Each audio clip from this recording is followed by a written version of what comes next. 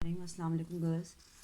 BSc आपका chapter number 4 we are going to start the chapter number 4 child guidance 4.1। अपना आप 4.1 है ये देखिए प्लीज़ अपना सिलेबस निकालिए। चाइल्ड गाइडेंस इसका पहला topic intrinsic and extrinsic motivation, causes, factors, सारी चीज़ें डेफिनेशन आएंगी।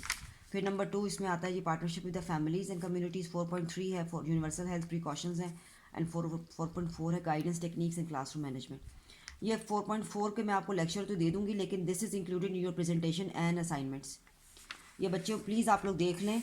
CR मुझे प्लीज़ कॉल करें 5.1, 5.2, 5.5 सॉरी 5.3, 4, 5 एंड 4.4। 1 2 3 4 5 6 टॉपिक्स हैं जिनकी आप लोगों ने असाइनमेंट्स बनानी है, प्रेजेंटेशंस बनानी है। प्रेजेंटेशंस मुझे आप लोग ये मेल करेंगे और जो इसकी हार्ड कॉपी है ये आपने मुझे घर पहुंचानी है बाकायदा फ़ोल्डर बनाकर, नाम लिख के, ग्रुप के नाम लिख के। और ये ही नोट्स आप लोगों ने अपने ग्रुप में भी एक्सचेंज करने हैं एग्ज़ाम्स के लिए। यहाँ से आपने इसको जो आप तैयार करेंगे वही नोट्स एक दूसरे के साथ आपने एक्सचेंज करने हैं। So we are going to start with the motivation. सबसे पहले है जी intrinsic motivation, engage in a behaviour because it is personally rewarding not for external reward. अब मैं आपको यहाँ पे इसका ब्रीफ इंट्रोडक्शन दे रही हूँ गर्ल्स। प्लीज़ अपना नोट्स भी आपको मैंने पहले दिए हुए भी हैं, जिनके पास नहीं हैं यहाँ से डेफिनेशंस आप लोगों ने तैयार करनी है। और ये जो स्लाइड्स मैं दे रही हूँ यहीं इसको चाहे प्रिंट करके यहाँ से भी आप इसको तैयार कर सकते हैं। This is the definition. Behaviour is extrinsic motivation is driven by external reward such as money, fame, grades and praise. उसके बाद differences between the extrinsic and intrinsic, ये भी डिफरेंसेस हैं। इसमें हमें क्या फैक्टर्स इसके हैं, autonomy, learning, belonging, mastery, curiosity, meaning, love. Extrinsic में शामिल है badges, competition, fear of failure, fear of punishment, gold stars, money, points and rewards. इस पर एक्सट्रिंसिक मोटिवेशन के these are all the factors of extrinsic motivation. इनको सिर्फ आपने ये लिखना नहीं है, इनको एक्सप्लेन भी करना है आगे। ये इंट्रिंसिक मोटिवेशन के फैक्टर्स हैं।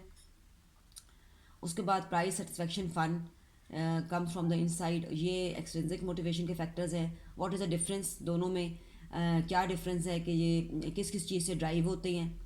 उसके बाद इन डेली लाइफ हम किस तरह से डे टू डे लाइफ के इंट्रिंसिक मोटिवेशन एग्जांपल के तौर पे ये मैंने आपको दिया ये जो है।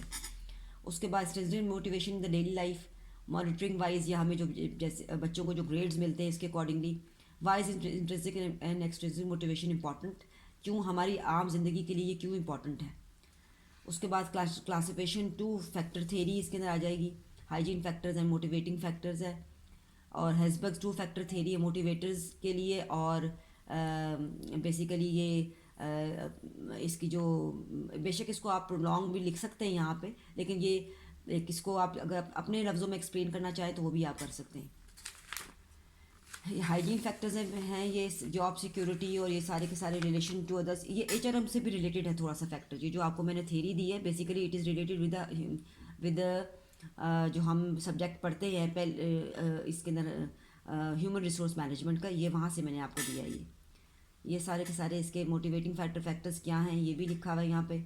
उसके बाद इसकी अचीवमेंट किस तरीके से है, achievement recognition for accomplishment, increase reasonability, opportunity for growth and development, creative and challenging.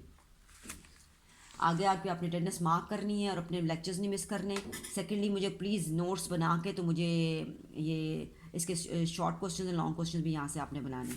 4.1 यहाँ तक ये आपका पूरा हुआ। फैक्टर्स भी शामिल हैं इसके अंदर, ये both why they are important ये भी शामिल है। Thank you.